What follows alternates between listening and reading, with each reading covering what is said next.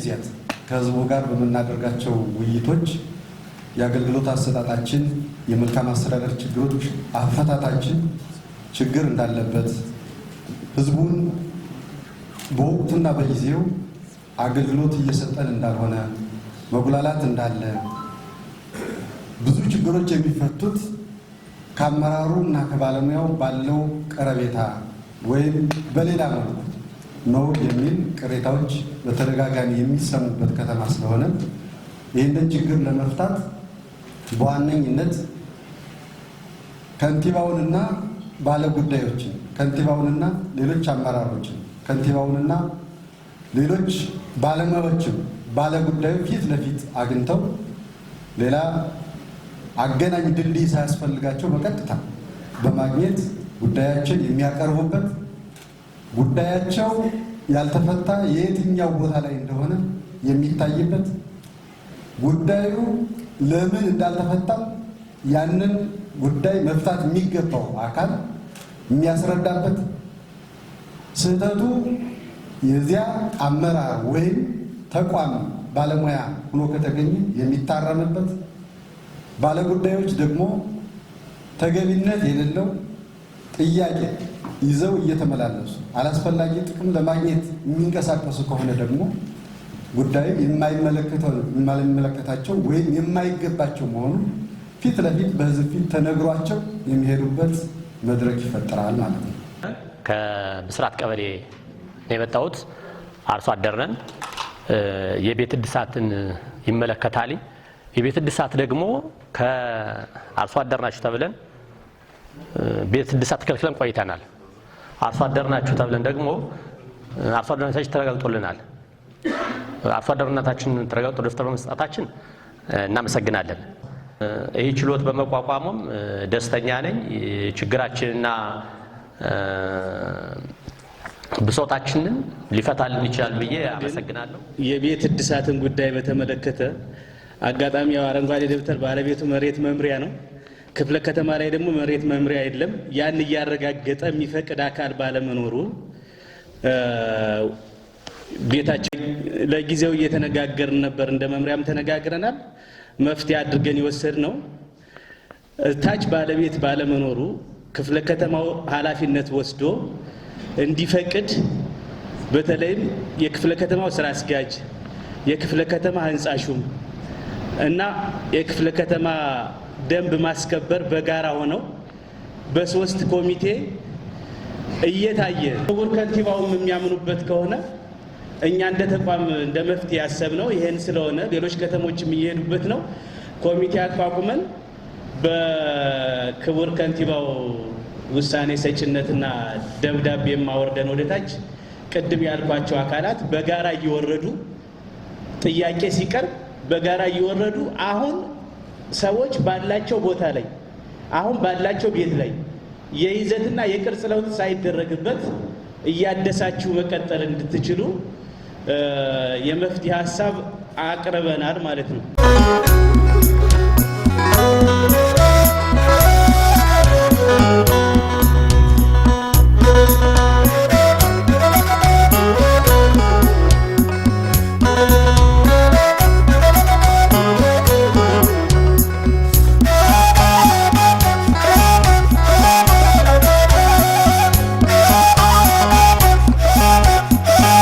ተግባር ላይ በማዋል ልማቱን ማፋጠን በመቻሏ በርካታ ውጤቶች ተመዝግበዋል ማለት ነው።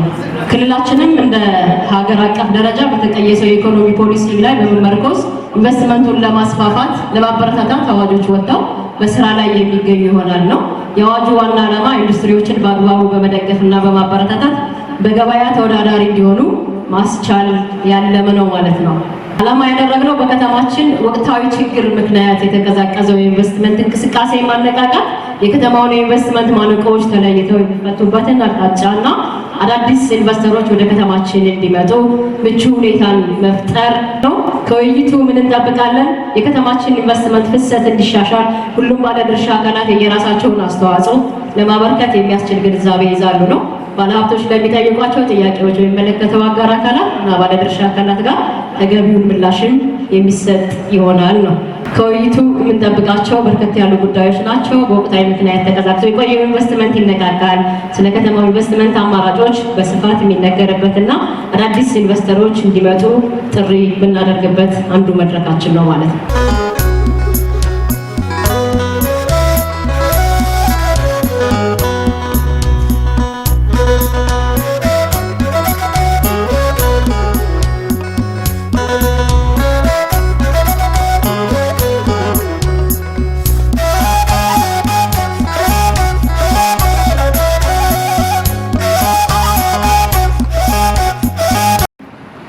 በሀገራችን በክልላችን የተሻለ እንቅስቃሴ እያደረገ ያለበት ሁኔታ እንዳለ ይታወቃል።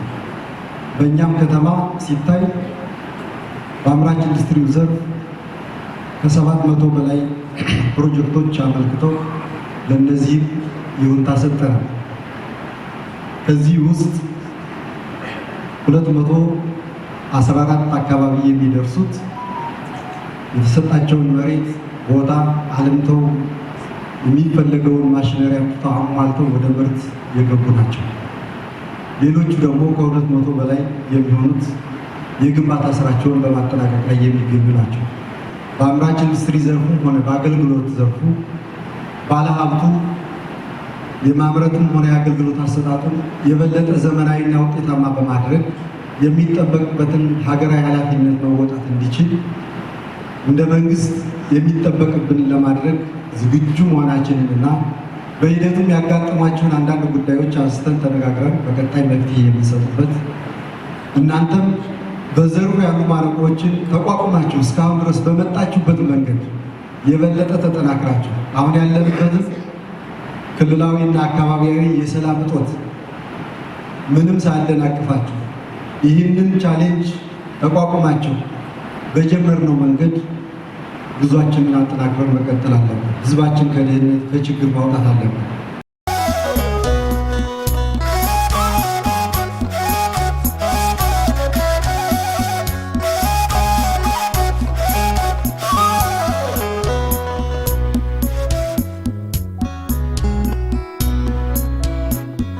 ይህ መድረክ አንዱ ዓላማው እነዚህም ባለድርሻ አካላት አቀናጅቶ በዘርፉ ያለውን ማነቆ የመፍታት ተልዕኮ ነው።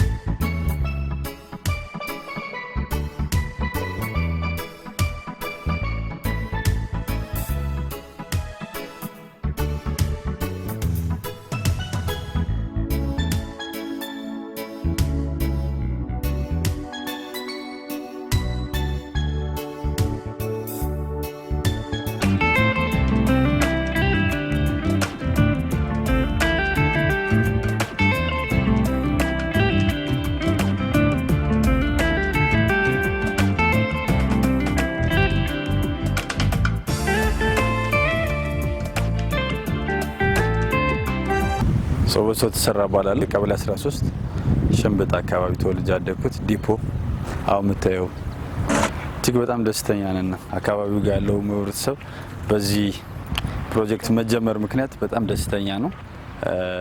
ብዙ ለፍተንበታል፣ ብዙ ሞክረናል።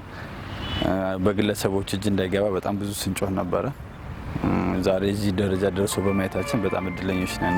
ከበባ ላይ ይባላል የባህር ዳር ከተማ ልማት ኮንስትራክሽንና መምሪያ ምክትል ስራ አስኪያጅ ነኝ። በጣም የረጅም ዓመት የህብረተሰብ ጥያቄ የነበረበት ነው። ይህንን የህብረተሰብ ጥያቄ ደግሞ በዚህ ዓመት በእቅድ ይዘን ለመፍታት ጥረት አድርገናል። በዚህም እንግዲህ በጣም ሰፊ ኤሪያ የሚሸፍን ነው። ወደ 4.7 ሄክታር ነው ከበር የሚያደርገው። ይሄ የተለያዩ መዝናኛዎችን የያዘ ነው። ከመዝናኛ በተጨማሪ የህፃናት መጫወቻ፣ የእግር ኳስ ሜዳዎች፣ የቮሊቦል ሜዳዎች፣ ቴብል ቴኒስ ሜዳዎች እንደዚህ በተቀናጀ መልኩ ኢንቴግሬት አድርጎ የያዘ ነው። ሊቀ ጉባኤ ዘላለም ደስታ ቀበሌ 13 ዲፖ አካባቢ ነው የምኖረው።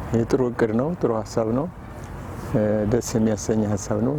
ህብረተሰቡንም ቢሆን የሚያስደስት ሂደት ነው። የአካባቢ ጉዳይ ነው፣ የጋራ ጉዳይ ነው። ይህንን በተመለከተ እያንዳንዱ እንደየአቅሙ እንደየሁኔታው የትብብር ሁኔታ ሊኖር ይገባል ብዬ አስባለሁ። መጋቢ ምስጢር ሙሉቀን ቁምላቸው እባላለሁ።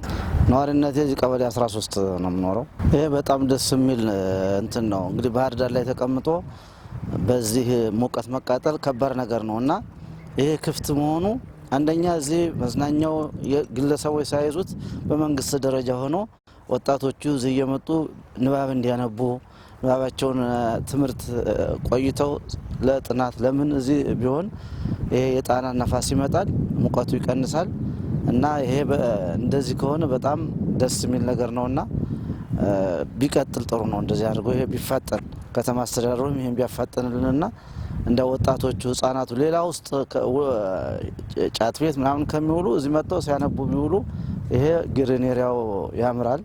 ወደፊት እንደዚህ ከተሰራ ደስ ይላል። ብዙ አየሁ ባየ ይባላለሁ። የቢሰጥ አስማሙ ጠቅላላ ስራ ተቋራጭ የፕሮጀክት መሀንዲስ ነኝ። ድርጅታችን በክልሉ ባሉ በተለያዩ ዩኒቨርሲቲ እንትኖችን የተለያዩ ግንባታ ፕሮጀክቶችን በሰዓቱ በጥራት ሰርተን ያስረከብ መሆኑ የሚታወቅ ነው። አሁን የተሰጠን የዚህ የዲፖ ስራ ኦልሞስት ወደ 4.71 ሄክታር ነው ያለው ስፋቱ። በአንድ አመት ከ4 ወር ነው የሚጠናቀቀው። እኛም የተሰጠንን ፕሮጀክት በተሰጠን ጊዜ ሰርተን ለማጠናቀቅ በሙሉ ኃላፊነት ነው ቆርጠን የገባን። አሰሪ ተቋሞች ነፃ ያላደረጉት ቦታዎች አሉ። ከሶስተኛ ወገን ነፃ ያላደረጉ ቦታዎች አሉ። ምንም እንኳን ኦልሞስት ከ70-80% ቦታ በላይ ያሉት ነፃ ቢሆንም እነዛ የተሰጠንን ቦታዎች በሙሉ ኃይላችን ወደ ስራ ገብተን ቀሪዎችን ደግሞ እየጠየቅን ወደ ስራ የምንጀምርበት ይሆናል።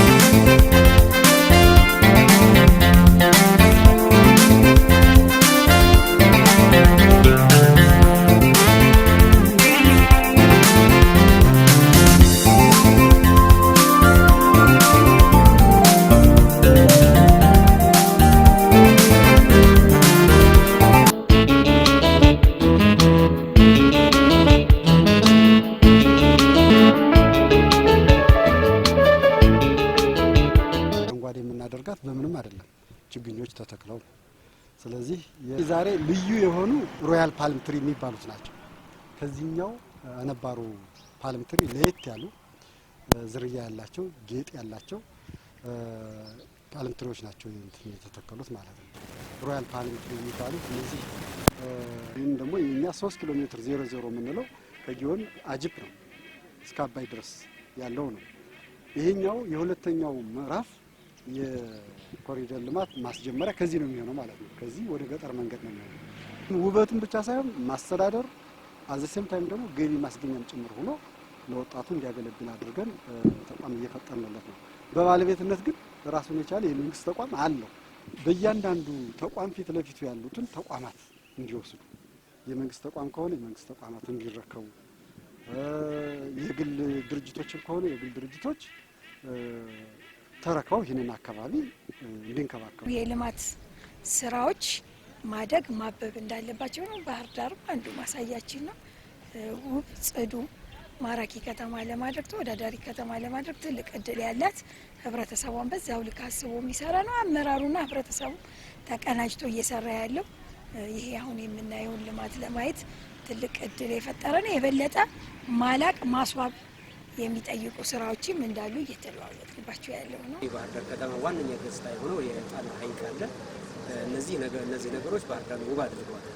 ከዚህ በተጨማሪ ደግሞ ይህን ውበቷን ገልጦ የማውጣት ስራ እኛ እየሰራ ያለ ነው ማለት ነው። አካባቢዎቹ በጣም ጨለማ የነበሩት ብርሃናማ እንዲሆኑ ውበት ያላቸው እንዲሆኑ ተደርጓል። ከዛ በተጨማሪ ደግሞ ባህር ዳር ምንም እንኳን ወትሮም ቢሆን ውብ ብትሆንም ልዩ ልዩ ዛፎችንና አትክልቶችን በመትከል የበለጠ ውብ እንድትሆን ለማድረግ ተሞክሯል። የግድ መቼም ልጅና አትክልት ተንከባካቢ ይፈልጋል። ስለዚህ እነዚህ አትክልቶች የሁላችንም ሀብቶች ናቸው። ባህር ዳር የምትታወቀው በዘንባባዋ ነው። የዛሬ 59 ዓመት በተተከለው ዘንባባ ነው ዛሬ የባህር ዳር ውበቷ፣ ታላቅነቷ